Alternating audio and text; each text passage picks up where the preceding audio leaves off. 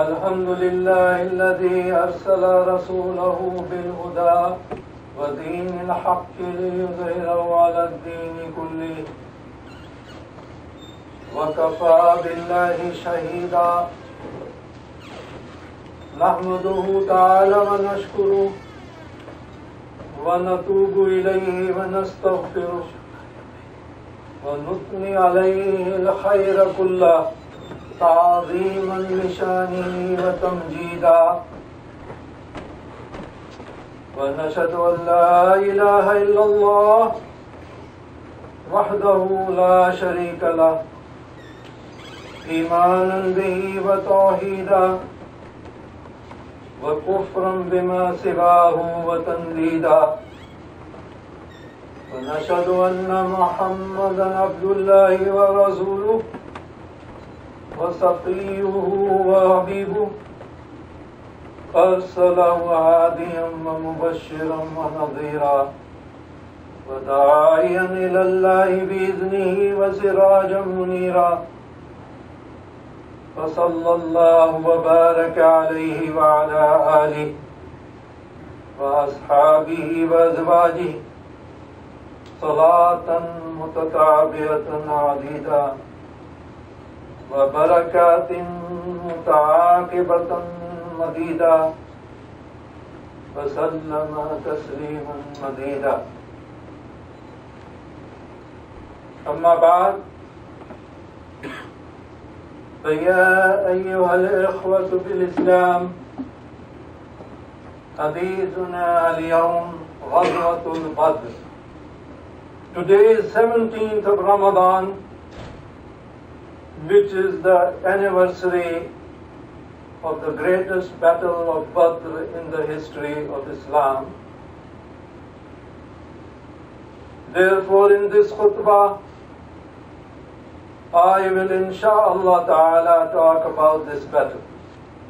Why should we talk about a battle? There are several verses in the Holy Quran that talk about it.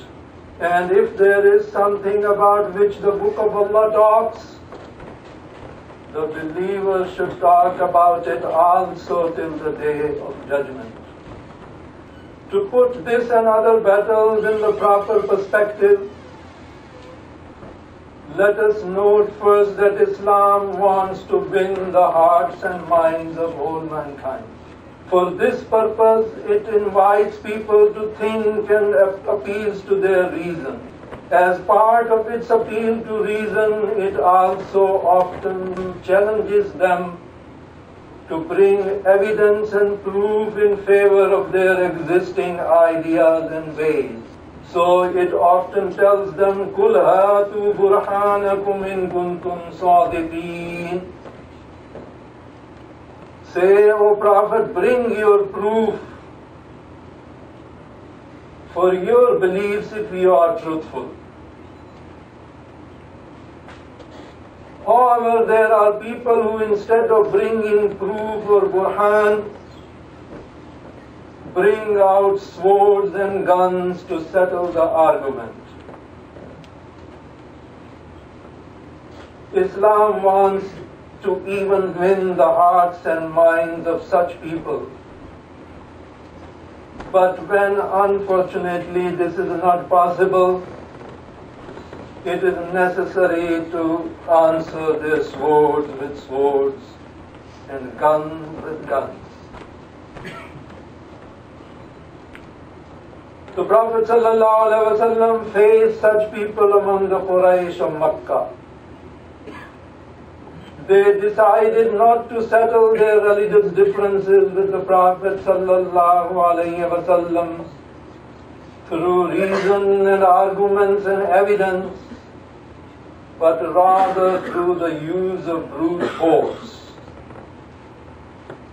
They tortured and even killed some of the weaker Muslims. They put a ban on the Prophet ﷺ and his relatives, preventing any necessity of life from reaching them. They even tried to kill the Prophet ﷺ before his hijrah to Medina. After the hijrah, the hostility of the Meccan Quraysh continued, but now the Muslims were in a position to answer the swords with swords. And they did. There are reports that the Muslims attacked the caravans of the Quraysh that passed near Medina. This was justified. Islam teaches that we should not start an armed conflict. But once an enemy has started such a conflict, an offensive action within an ongoing defensive conflict can be the best strategy. The Meccan Quraysh had started hostilities and use of force, and within the violent conflict started by them, attacking caravans which were economic targets was a legitimate strategy. Moreover, the Meccan Quraysh had confiscated properties of Muslims when they migrated to Medina.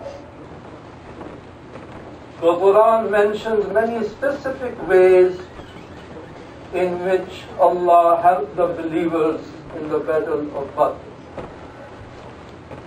But it is very interesting and important that this help was not a direct one, in which Allah used His power to destroy the non-believers. Rather, this help was mostly in the form of giving the believers faith and confidence and peace of mind before and during the battle, and providing them here and there with some advantages in the battle. Thus Allah Azza wa Jal says in His book, إِذْ تَسْتَغِيثُونَ رَبَّكُمْ فَاسْتَجَابَ لَكُمْ أَنِّي مُمِدُّكُمْ بِأَلْفٍ مِّنَ الْمَلَائِكَةِ مُرْدِفِينَ وَمَا جَعَلَهُ اللَّهُ إِلَّا بُشْرَى وَلِتَطْمَئِنَّ بِهِ قُلُوبُكُمْ وَمَا النَّصْرُ إِلَّا مِنْ عِندِ اللَّهِ إِنَّ اللَّهَ عَزِيزٌ حَكِيمٌ. When you were seeking help from your Lord, so He answered you, I will assist you with 1,000 of the angels following one after another. And Allah only made this promise a good news, that your hearts might be at ease thereby. And in any case, victory is only from Allah. Surely Allah is mighty wise. Angels were not there to fight the unbelievers on behalf of the believers.